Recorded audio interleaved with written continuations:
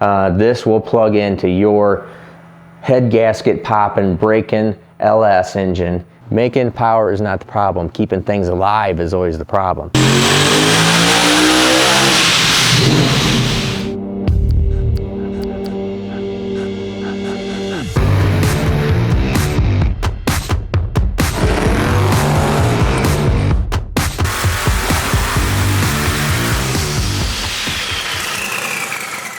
Hey everybody, you're at Steve Morris Engines. I am Steve Morris, SML.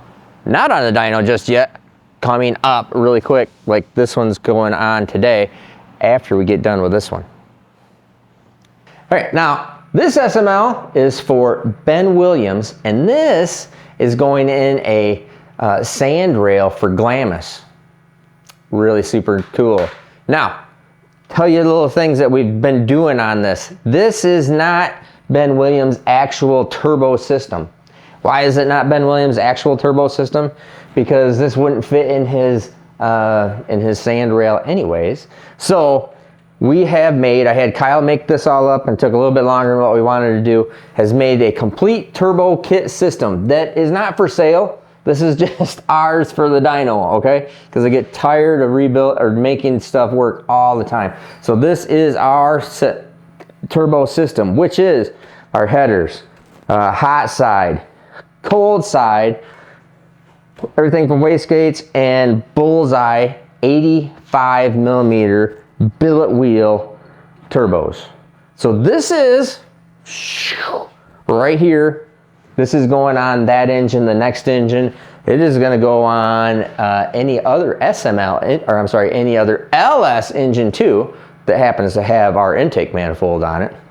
And we could probably build, I guess I would probably build cold pipes for some other engines, but I do have our own LS style intake manifold that's not the SML intake that is pretty goddamn close. Might have to do a little bit of alteration. So keep in mind, on any of the SML engines, they are built and made. I did this entire platform to be a superior drag and drive engine. LS style that will plug and play in place of your LS. So these are standard LS headers. Standard spacing, standard width, 9/240 deck height. This will plug into your head gasket popping, braking LS engine. Can replace it with one of these. Now, since I just mentioned that, let's go over and I'll show you a direct comparison between the heads and the block and what's different about it. Now, let's look at the cylinder head first, because the cylinder head is really showing everything. Here's the block, one of our finished up blocks. But as you look at the cylinder head, this is what we're trying to say. Now, look at me close, and if you can explain this to me, feel free to try to explain it. What good does it do to have the best flowing cylinder head on God's green earth, maybe out there in the universe, but every time you put boost to it, it pops a head gasket? Or you're replacing head gaskets all the time? Explain that one to me. So what we did here is I redesigned this thing to fix some of the issues. Now, I did not go for the highest flowing cylinder head in the world. Making power is not the problem. Keeping things alive is always the problem. Keeping things together, unbroke, with head gaskets in it, rocker arms on it, whatever it may be. You know, like I said, it doesn't matter how much horsepower you make if every time you take it down the track it breaks, or half the time it breaks, or even a quarter of the time it breaks. Not any good. We need to make passes with these things. Like I said, boosted. We're not talking NA. I'm not talking about your NA stuff whatsoever. Different deal, okay? But in the boosted world, horsepower is not the problem. Keeping things alive is the problem. So let's take a look at the primary thing here. Now, we do have stuff in the block. We have things that honestly, short block wise, can be duplicated and easily done and duplicated in anybody else's billet block. But they're not drag and drive, which means start this up, make 3,000 plus horsepower, drive it to California, back to the East Coast, and back to California on pump gas. That's what I'm talking about in drag and drive. Or put it in a sand rail, like what Ben Williams is here, and out in Glamis in the dunes, out in any of the Middle East countries, doesn't matter. Far better deal. Now, let's see one of the primary thing. The primary deal here is really good high quality parts are capable of making the horsepower, not the problem. All right, so let's start with the head bolt pattern right here, which is a primary big difference. All right, now, first off, let's look at right here at the end head bolt pattern. That's 3.5 inches in between the two head bolts there, versus 4 1/4, 4 3/8 in between. So much wider right here versus right here. Bringing that area in makes this area much more resistant to blowing the gasket. Same right here, same right here, same right here, same right there. Now, when we bring those in, what I've also done here is this is also water jacketed. These are the water jackets, one portion of the water jacket right through here, goes over the other side, goes open over the top of it. Here is the next thing. These are 1/2 inch head bolts, head studs. Now this is a Mass 305 head. This is a really good head. Nothing wrong with this head outside of head gasket issues when you really, really want to lean on them.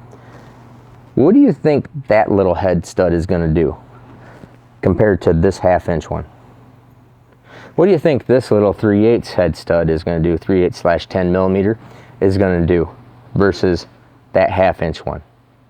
So look at the head bolt pattern all the way around here.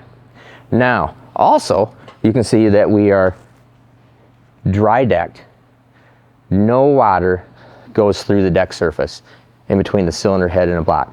If by any miraculous chance that you missed your tune-up so bad that it knocks the head gaskets out of it, it's not going to spray water all over the track and send your car into the guardrail. Point blank. That's it. It won't, because there's no water here.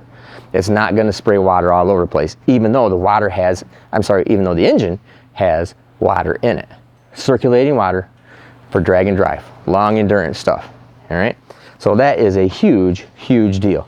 Now, other componentry they have that's really nice, is everything is super thick. So I mean, the deck surface area here is a minimum of 1 inch thick all the way around. It's actually closer to most of it is the minimum deck surface is right here, which is, well, technically it's actually about 2 to 3 inches.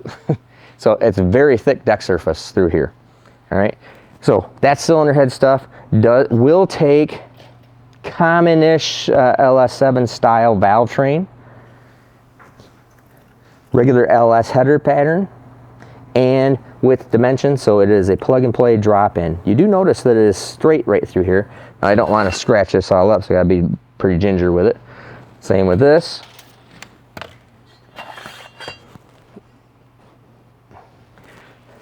So these, we put this right side by side right there. Here is your 1/2 inch head stud. Notice the distance between these three. Notice this, and just that little thing out there. Why people are spending, and you see valve cover rails are the same height. Everything's the same height here, width here, so it can be a direct. Now let's go over here and look at the block. Now the block, all of my blocks are 55 millimeter roller bearing. There's no sense going to 60 millimeter camshaft cores in these. Not necessary at all. We don't need that. But the roller bearing does help. So they're all roller bearing. There is no place in this engine. So these are water jacket cover plates right here. These are water jacket plates on the exterior. There is no place in here that is less than 1 inch thick, except in between the bores. Nothing you can do about that. 1 inch thick, 1 inch thick, 1 inch thick, 1 inch thick material all the way around it, but still has all the water. Water comes in through this side, feeds all the way around through here, crosses over the back, goes all the way through the lifter valley area and then out. A lot of people try to leave this whole area dry, or maybe they have done a sleeve deal where the sleeve is wet, where you take the sleeve out and there's like literally no material around it. It's just the sleeve. Here it is the sleeve and 1 inch worth of material.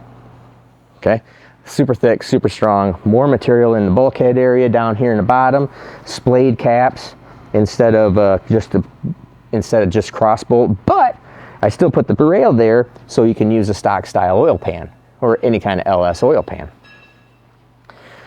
Cleveland, Maine, standard cam height, 55 millimeter roller, thick, thick, thick, thick, thick, but with still water.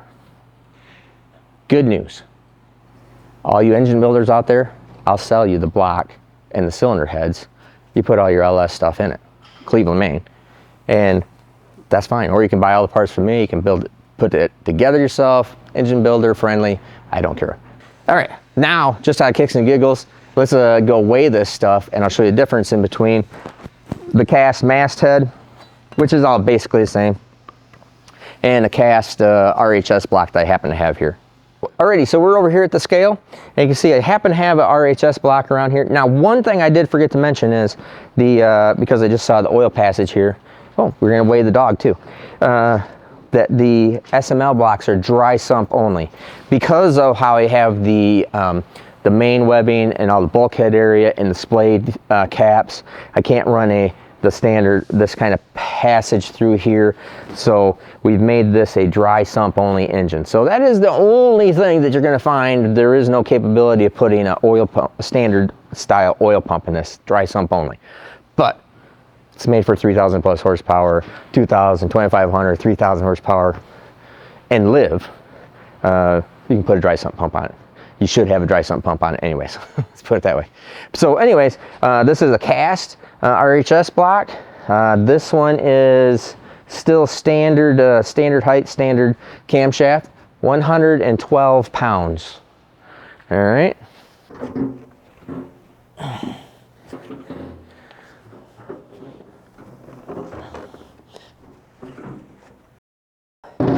Alrighty, SML block weight, 120 pounds. So, all billet, fully water jacketed block that is, it's missing some of these plates here, but that's maybe a couple pounds at most. So let's figure it out at 122 pounds, 123 pounds. Basically 10 pounds heavier than a cast block, but superior strength being billet. All right, now let's weigh the cylinder heads. Mass 305 head. These heads are actually brand new. We haven't done anything with them yet. 27 pounds. SML billet head. 33 pounds. So you're at, and there's plates here, but that definitely is not even a pound. So let's say 34 pounds, 27, so 7 pounds heavier, so 14 pounds total, plus 10 pounds in the block? Yeah, 10 pounds. So 24 pounds heavier for a fully water jacketed billet, superior strength engine. Okay, I'm gonna go put these things back. Kyle's over there waiting to dyno. But before we go out there, let's talk about Ben Williams' particular application. Now, this is 400 cubic inch because I've kept these in a standard deck height with a standard camshaft location and with a Cleveland main. So this is a Cleveland main SML. We'll talk more about that here in a minute. So it allows us bigger crankshaft main bearing with more overlap into the connecting rod, makes a stronger crankshaft. So we do that in a slightly shorter stroke because we don't need all the cubic inches in these boosted applications. And without raising the deck height and making everything bigger and wider, we can't, add rod length and or add piston pin height. So we can go down in this smaller stroke and actually make it a better combination, my humble opinion. In these kind of applications, okay, there are little subclasses, and there might be some stuff that works way better in this class to have this cubic inch with this limited stuff, blah blah blah blah blah. This is an unlimited turbo type application, drag and drive, okay? Or for this particular application, sand rail. Now, so this is 400 cubic inch. This particular engine happens to be a steel rod also. Most of the time we're gonna do these in aluminum rod, but this is gonna have a significantly more run time than what the typical drag and drive would for probably years, and Ben wanted to do it in a steel rod, so that's what we're doing. So steel rod, Something else you'll notice here is this is E85. So this is on 1-ethanol's E85. I do always recommend quality E85, quality race grade E85, whether it doesn't matter who you really can get it from. They're all 6 to 1, half a dozen to another.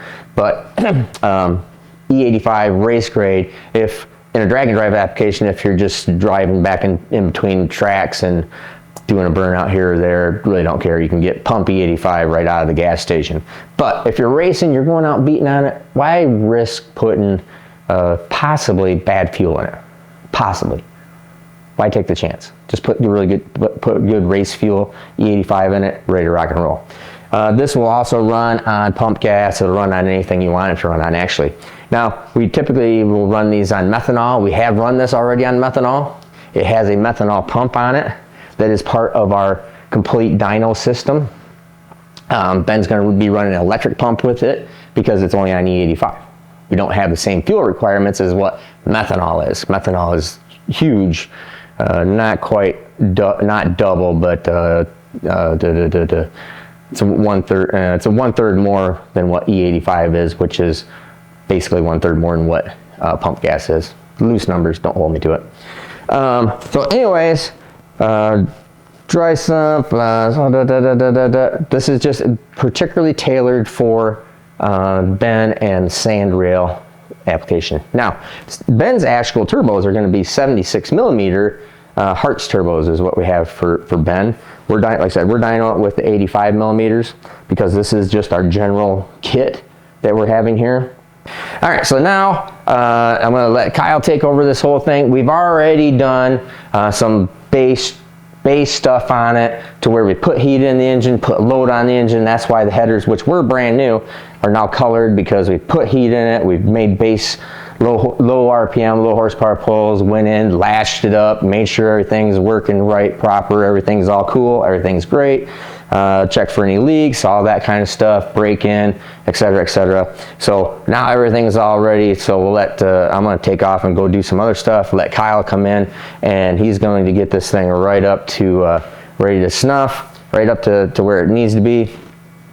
And then I'll come in and do the glory pull, and we'll talk about that. Be on the other side.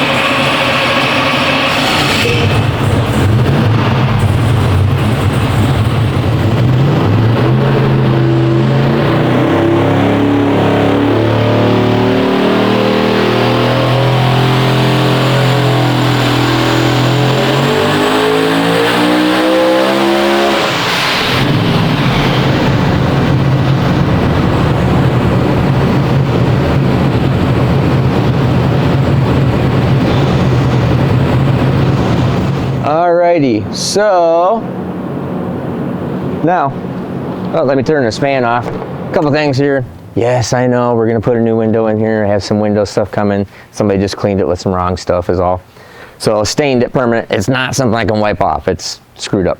You can also see, the thing is, I know you guys are gonna comment about the sparks. What are the sparks? What are the sparks, Kyle? The engine braking. Oh my gosh. Don't say it.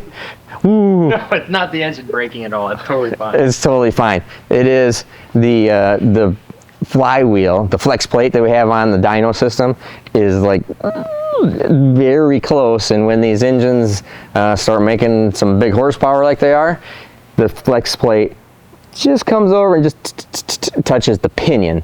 Now, not a big deal. It's just because the starter, actually it's because the starter is brand new on it. So that's why it's actually doing it, because it's got a brand new pinion that's not wore in. So anyways, all right, so that's all that. So there's your window, there's the sparks. Don't worry about it, it's no big deal. You just know it's making some power on it right now, being there. So anyways, 1,635 foot-pounds of torque at 7,400. 2507 at 8,400 RPM. Now, this is because we're controlling boost through here. You can see here the boost is 40 pounds of boost right there. Because this gauge is actually about a pound higher than what the actual EFI system is, what the actual really good map sensor is on the EFI. So we're at 40 40 pounds of boost, that looks good, pressures are good, everything looks nice, and we are controlling the power through the boost curve. This is a 100% totally artificial power curve. Artificial meaning I make it anything I want. There is no natural power curve to this. Nobody runs 40 pounds of boost at 2,500 RPM. Okay, the only way you can have a natural power curve is it to be NA. Period. That's the only way. It would have to be natural. It would have to be not altered or not affected by anything outside of it. So that is why a lot of people want to know, well, it doesn't lay over it. I'm manipulating it. I'm throwing max boost out here and not max boost down here. What do you think the curve's going to look like? It just is going to be lower down here. You mean if we made 40 pounds of boost, which it could do, if we made 40 pounds of boost at 5,500 RPM, it would probably break, because that is not, that would probably break everything, okay? You can't do that.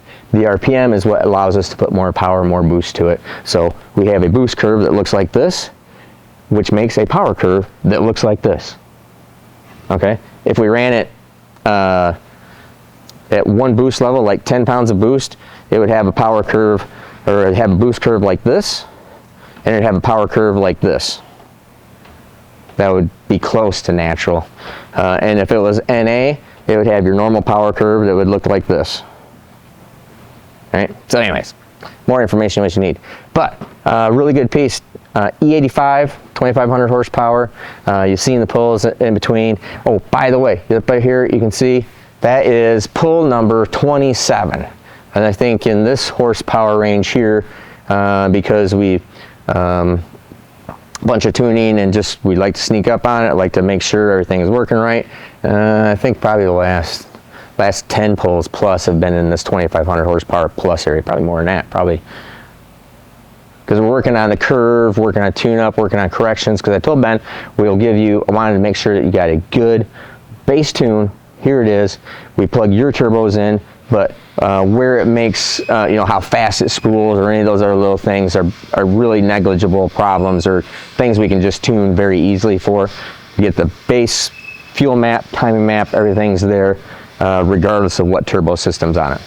So anyways, this thing is very nice, very sweet. Need to get it off of here because we are behind like always. So we need to get these other ones on there. So that next shiny SML is going on right now. And then next week, the other SML is going on. But at least we're going to cut our time down significantly by being able to just take this engine off and plug another engine right in the hole. So it's going to be a little bit shorter at least.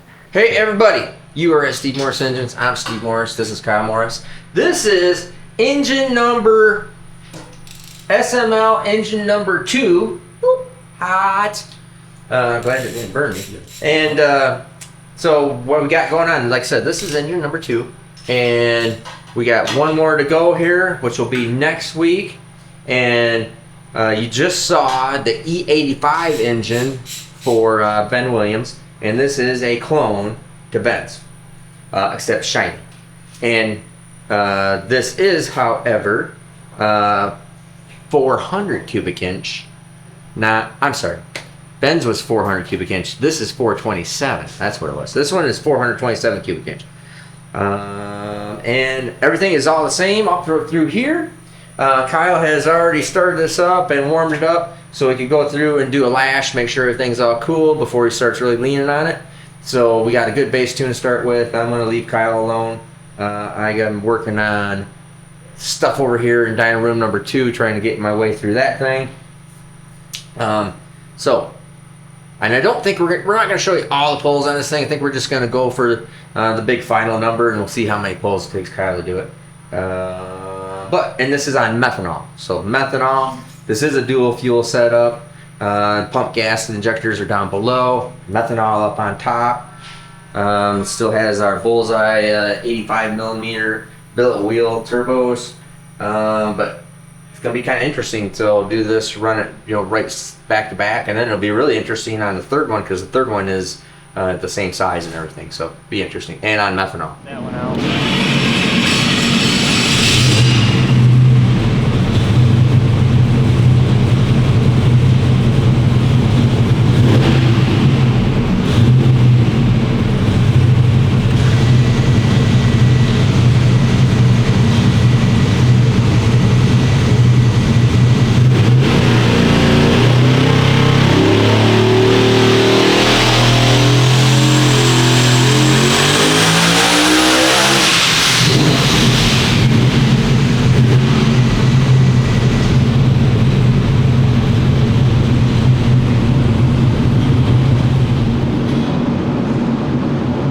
3,028 horsepower. Look at that graph, dude. Come on, man. 3028. I don't know what that is. 028. Over 2,000 foot-pounds of torque. I think that's the most torque we've ever made on it. Leaning on it. No, that's what they end up needing to make in that range right there. So it's just math. Has to make that much. Yeah, it's not quite done. Well, it's not like laying over or anything right there. Yep, that's good. This is on I think this engine's actually a 427 cubic inch. This is a 427. That's correct. So we gotta wait change for that. it. Wait for it. It slightly changes the inertia correction factor. 3,034. Dang, picked up Six horsepower. 6 horsepower from stroke. 3,034 horsepower. That is pretty sweet. And it didn't even blow everything off of the benches because the wastegate tube moves and just blew everything off of the bench. The pull before this. Oh, So there you go. So everything this is, stayed put. yeah, so this is on engine number 2, 3, no, 2, 2, yeah, engine number 2 for beep. Can't tell you. Doesn't want us to know. You didn't mention it, did you? No. Okay. But going in something pretty cool. Let's see. Notable differences in between this engine and engine number 1 outside of fuel. They're identical. This one is 427, the other is 400. That cubic inch does not matter at all as far as horsepower. This does have, let's see here, because that's what we want to do is the same turbo kit. Everything's exactly the same, you know. The thing that it does have is a performance engine fueling innovations. Makes these really cool carbon fiber crank trigger wheels. Shout out to Marcus Wilson. Yeah, shout out to Marcus Wilson. And there's too much fuel in here. We're gonna have to walk out. Yep. Can't see. Can't see Or breathe. Does have that everything, but the oil. I mean, it is identical engine. Outside of that one is directly on methanol. Same turbo kit, same everything there. Same oil pan, same oil pump, same fuel pump, intake, cylinder heads, camshaft. Everything's exactly the same. So yeah, literally the only difference is just that the carbon fiber wheel. And interesting too is, so that is a 12-1 wheel working in Holly. Yep.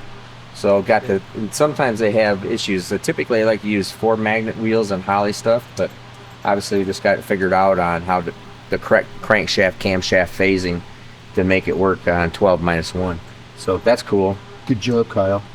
Then let's see here. How much boost did it take to do that? 43 pounds of boost. Timing, we're only at 20 degrees. I haven't obviously pulled the spark plug off of this pole yet, but the pole before this, the plug was like super safe, so I'm pretty happy with that. I'm sorry, we just had to come back in here because I can't remember. So a correction. This one is slightly different. Ben Williams for the sand rail, for a Glamis sand rail. You're allowed to say that? Yeah. Okay, I thought that was secret. No. Anyways,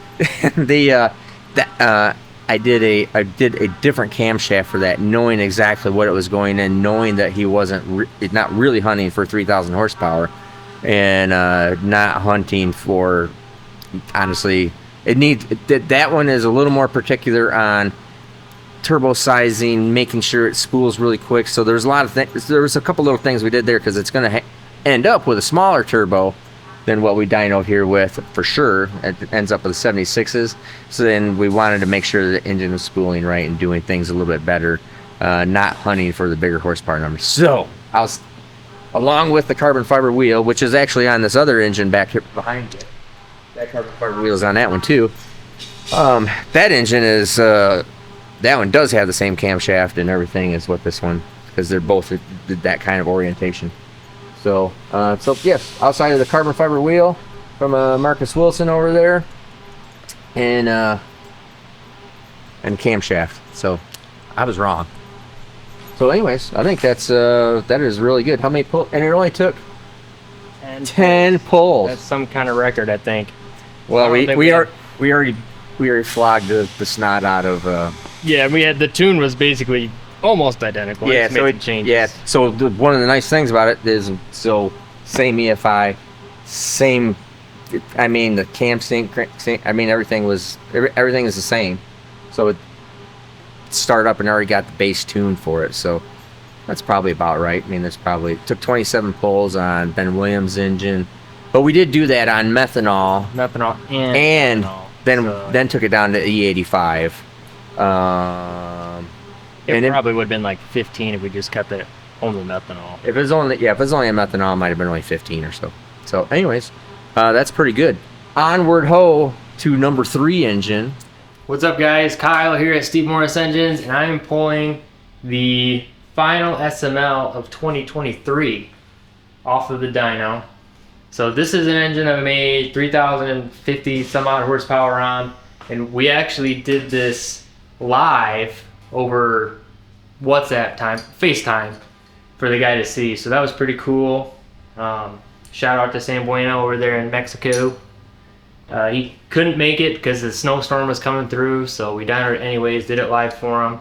He was all happy there. Put this thing on pump gas, made 1,100 horsepower, and like 10 pounds of boost, 9 pounds of boost, low timing, just a nice pump gas street tune.